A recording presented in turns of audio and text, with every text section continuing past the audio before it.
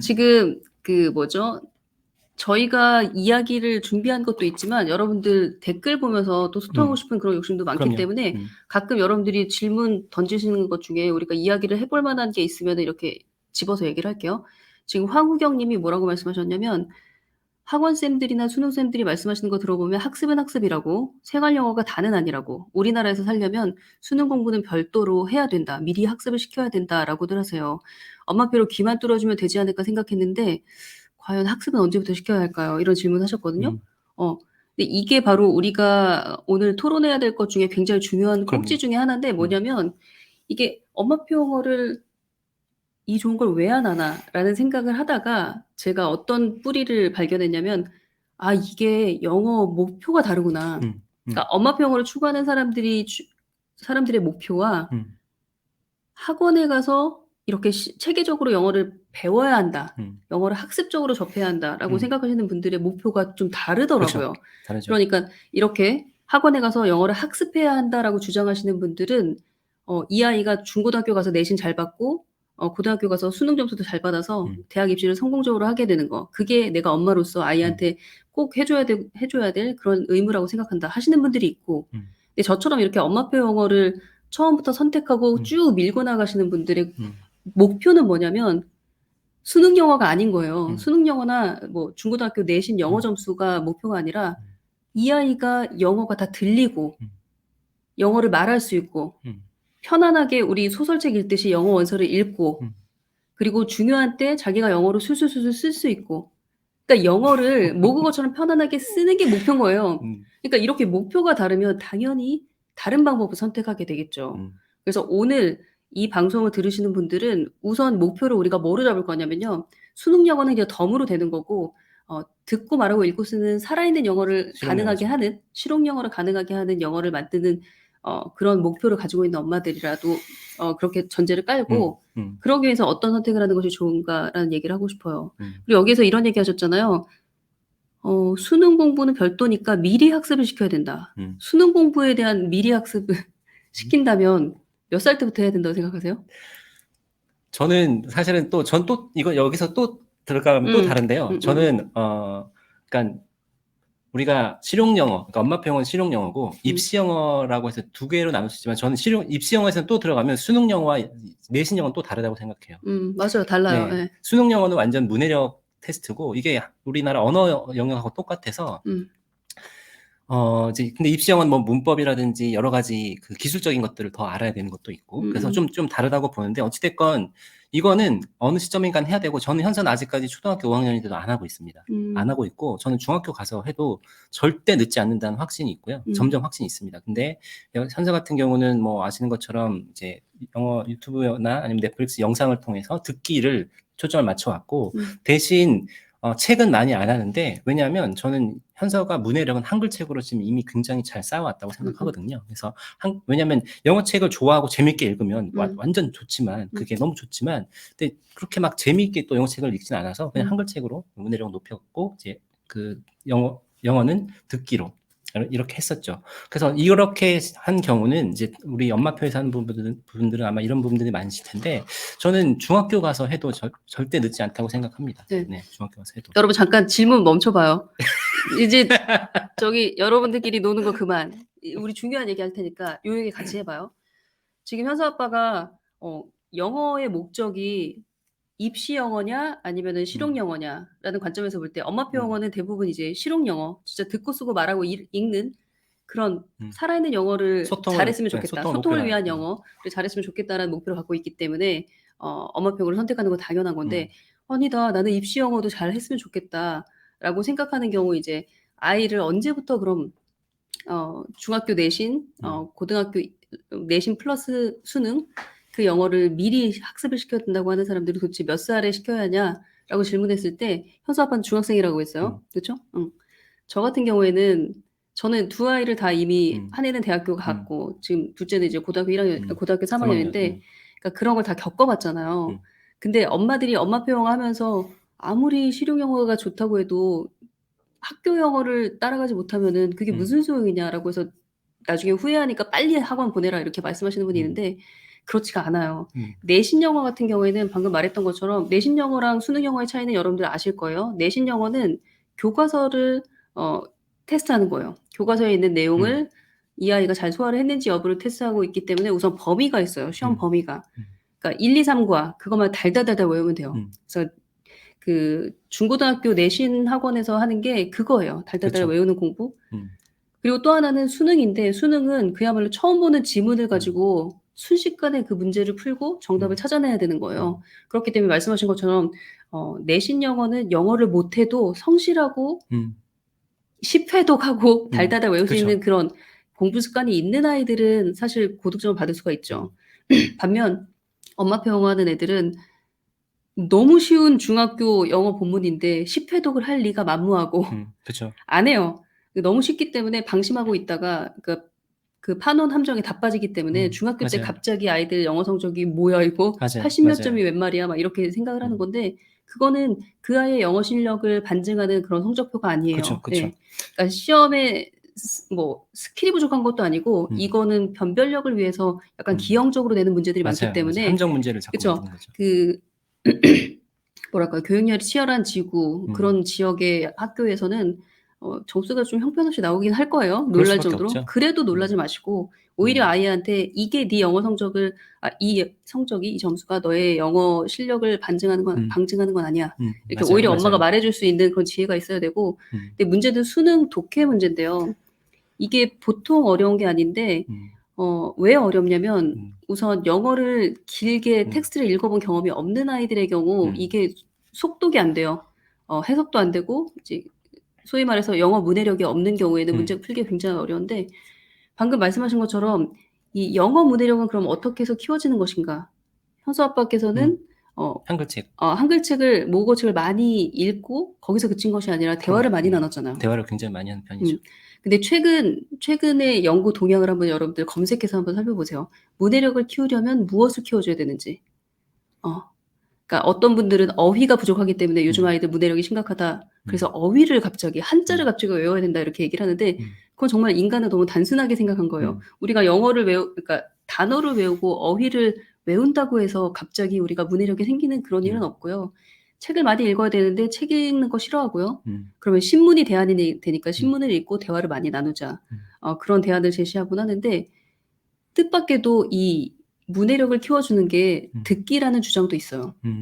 그러니까 많이 들어놓은 아이들, 그래서 배경 지식이 많은 아이들, 근데 많이 들으려면 어떻게 해요? 대화를 많이 나눠야 되잖아요. 그러니까 엄마 아빠가 아이랑 같이 어른처럼 대화를 많이 나누는 그런 집안의 아이들이 똑똑해질 수밖에 없어요. 그쵸.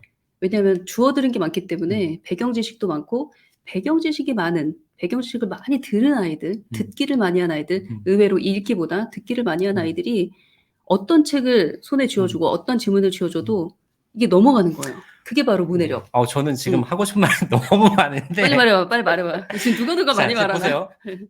지금 문해력이라는 거에 대해서 우리가 지금 문해력 영어로는 리터러시라고 해서 지금은 어떻게 되냐면 디지털 리터러시다, 뭐 ICT 리터러시다, 파이낸셜 리터러시다, 컬처럴 리터러시다, 리터러시라는 단어가 다 붙어요. 네, 뭐 맞아요. 과학, 뭐 사이언스 리터러시다. 이게 뭐냐면 문해력이라는 게 예전에는 그냥 글을 읽고 쓸 수 있는 능력, 이해할 수 있는 능력 이거였지만 예전에는 우리가 사람이 이제 정보 전달을 하는 방법이 글밖에 없었던 거죠. 근데 지금은 오디오라든지 이런 것들이 더 많이 퍼지고 있고 맞아요. 영상도 더 많이 퍼지고 있기 때문에 기본적으로 이렇게 정보를 전달하고 사람이 학습을 하는 방식의 그 매개체라고 봤을 때는 이제는 글만이 아닌 거예요. 더 맞아요. 많은 다양한 방식으로 사람들이 학습을 하기 때문에 실제로 우리가 책을 읽는 중요한 이유 중에 하나가 지식과 정보를 습득하는 건데 사실 솔직히 우리 까놓고 얘기해 보면 유튜브 보는 게 훨씬 지식과 정보 습득은 빠를 수 있거든요. 맞아요. 왜냐하면 훨씬 더 쉽게 설명해주고 비디오가 같이 나오다 보니까 이해도 잘 되고 맞아요. 글을 읽고 쓰는 그러니까 책을 읽을 때는 사실은 정보나 이런 습득보다는 사고력, 창의력, 비판적 사고 능력 이런 것들이 이제 되는 거죠. 그래서 저는 그게 되게 맞는 것 같고 물론 이제 전통적인 방법은 책을 읽고 이해하는 게 가장 중요하지만 이게 이제 계속 바뀌고 있고요. 제가 이제 그 미래인재 교육에 대한 거를 이제 많이 얘기를 하고 있고 저는 이제 교육공학을 전공을 했다 보니까 그쪽이 계속 관심사인데 지금 우리가 이제 엄마표 영어를 하는 거에 있어서 아니면 입시 영어를 하는 거에 있어서도 우리나라에서는 그동안은 입시가 교육의 목표였어요. 대부분의 교육에. 음. 교육 회사들도 보면 입시와 관련된 게 아니면 장사가 안 되다 보니까 그거와 관련된 게 아닌 것들은 거의 상품이 없습니다. 근데 우리 아이들이 살아갈 시대에도 그럴 거냐에 대한 생각을 해보면 사실은 실용 영어를 이제 확장하는 게 사실은 더 중요한 거죠. 입시 영어는 우리 아이들이 앞으로 100세 시대를 살아가는 데 있어서 20대까지 중고등학교 때 6년 동안 공부해서 나오는 결과일 뿐이고 그냥 잠깐 거쳐가는 건 거예요. 근데 실제로 뭐가 더 중요한지, 본질적으로 뭐가 더 중요한지 생각해보면 실용 영어나 아니면 뭐 그 외에 우리 아이들 학습 능력도 수능을 보는 것도 물론 우리나라 현실에서는 중요하긴 하지만 그거 외에 학습자가 평생 학습자가 되기 위해서 해야 되는 다양한 어떤 학습 능력들, 자발적인 학습 이런 것들이 더 중요하다고 생각하는 거죠. 그런 면에서 저는 이제 우리가 자꾸 입시에다가만 초점을 맞추면 사실 할 수 있는 게 너무 좁아지는 거예요. 그렇죠. 여기 지금 수호둥이 님이 궁극적인 목표는 엄마표가 한 수 위죠. 수능형으로 끝낼 거면 결국 말 못하는 문제풀이 기계를 키우는 거잖아요. 우리가 다 그렇게 영어를 해왔잖아요. 그렇죠. 교과서만 달달 외우고 시험 보고 나면 증발해버리는 영어. 그래서 제가 솔직히 저희 큰애도 그렇고 작은애도 그렇고 영어 내신 공부하는 거 저는 원치 않았어요. 왜냐면은 너무나 쉬운 저도 약간, 본문인데 그걸 달달달 외우고 또 한국어를 영어로 바꿔보고 영어를 한국어로 바꿔보고 그 깜지하듯이 그런 식으로 준비를 해서 100점 맞은 게 무슨 의미가 있어요. 그러니까요, 차라리 그 그러니까요. 시간에 저는 저희 아이랑 CNN10 같이 듣고 그 영어로 요약해보고 그런 거 했거든요. 시험 때도 상관없이. 그러니까 그렇게 해서 받는 점수가 무슨 의미가 있냐는 거예요. 물론 특목고를 가야 돼서 모든 걸 다 A를 맞아야 된다 하면 뭐 긴장해서 해야 되긴 하겠지만 그게 아니라면은 사실 좀 더 길게 보고 그쵸. 멀리 보고 간다고 생각하면 나중에 수능 영어까지도 우리가 편안하게 할 수 있는 그런 맞아요. 단계가 되려면 상당히 많은 양의 영어 원서를 청독을 해야 되고 소리를 많이 드러놔야 되거든요. 맞아요. 그래서 저는 사실 그런 이야기를 꼭 해주고 싶었어요. 우리가 문해력을 키워주기 위해서는 반드시 책을 많이 읽어야 된다? 그건 정말 50년대나 50년 전, 30년 전에는 통할 수 있는 이야기지만 방금 현수 아빠님이 말씀하신 것처럼 디지털 리터러시라는 것도 있잖아요. 우리 아이들 정말 유튜브를 통해서 얼마나 많은 배경 지식을 쌓아가요. 그리고 어떤 특정 분야를 덕질하는 아이들은 그 깊이를 말할 수가 없죠. 근데 그게 다 책으로만 습득이 되냐? 그렇지 아니죠. 않죠. 영상물도 있고 팟캐스트도 있고 많은 다양한 그런 매체들이 있기 때문에 충분히 활용 가능하다고 생각하고 제가 초등학교 5, 6학년 때 저희 아이 언제 로그아웃을 안 했더라고요. 유튜브 채널 한참 보다가. 그래서 아들 이름으로 로그인된 그런 유튜브 채널을 봤는데 진짜 깜짝 놀랐어요. 한 600개인가를 구독을 해놨더라고요, 채널을. 그런데 와, 얘가 정말 그때가 초등학교 5학년, 6학년 때였는데 이렇게 다양한 분야에 관심을 갖고 있구나. 심지어 입시에 관련된 채널도 있었어요.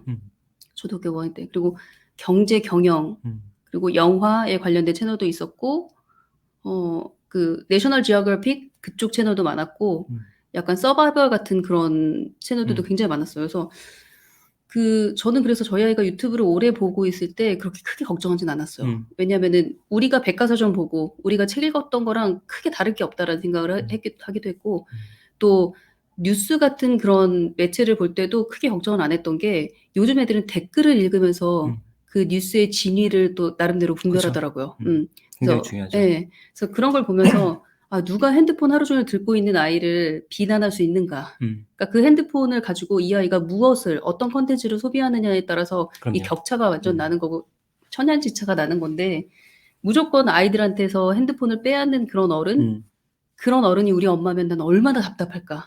맞아요. 말이 안 통하는 거잖아. 시대가 이렇게 빨리 변하고 있는데. 그래서 우리가 문해력에 대한 그런 편견도 조금 버릴 필요가 있는 것 같아요. 맞아요. 다양한 방식으로 문해력을 키울 수 있다는 거. 심지어 엄마랑 아빠랑 대화하는 거 주워 듣는 것도 굉장히 도움이 되거든요. 네, 그렇습니다. 저는 그게 이제 세상을 탐험하는 어떻게 보면 창고라고 생각하고 그게 사실은 어떤 분들은 그런 얘기 하세요. 교육 격차를 이제 ICT를 통해서 교육 격차를 줄일 수 있다는 얘기를 하시는 분도 계시지만 진짜로 이걸 잘하시는 분은 이게 오히려 더 교육 격차를 더 벌려놓을 거다 이런 얘기를 하시는 분도 계세요. 네, 그럴 것 같아요. 네, 실제로. 네, 그래서 챗GPT만 해도 이걸 쓰는 사람과 안 쓰는 사람 간의 격차가 굉장히 벌어질 것 같고, 그러니까 다른 건 모르겠어요. 이게 사실 챗GPT 오픈 AI라는 회사가 너무 일찍 샴페인을 터뜨렸다. 그러니까 너무 일찍 세상에 나왔다. 좀 더 숙성되고 이 정확도가 높아지고 난 후에 출시가 됐어야 되는데 너무 서둘렀다라는 그런 의견도 있긴 한데 적어도 영어 학습 측면에서 영어를 습득하는 측면에서는 정말 굉장한 보물이에요. 맞아요. 그래서 그걸 활용하는 사람이 얻게 되는 영어 능력과 유창성은 그 맞아요. 챗GPT를 전혀 사용하지 않는 사람과의 격차를 저는 좀 상상하기가 어렵더라고요. 저는 계속 미래 교육에 대한 거를 많이 관심을 가지고 공부를 하고 있어서 결국은 지금 우리가 하고 있는 현재를 놓고 볼 거냐, 우리 아이들이 앞으로 살아갈 20, 30년 후를 놓고 볼 거냐라고 봤을 때 지금 이제 새벽달님 아드님 같은 경우도 자기가 탐험을 해간 거잖아요. 제가 미래 교육에서 딱 키워드 하나를 꼽으라고 하면 개별 학습이에요. 개별 학습. 그러니까 평생 학습자가 돼야 되고 100년을 살아가야 된다고 하면 자기가 좋아하는 게 있어야 되고 그거를 학습을 즐길 수 있어야지 되는데 그러려면 어렸을 때부터 우리 흔히 말하는 덕질이라는 걸 해야 된다고 하고 조승우 작가가 지금 스몰 빅 클래스나 딥랩에서 하려고 하는 것도 그런 거고 맞아요.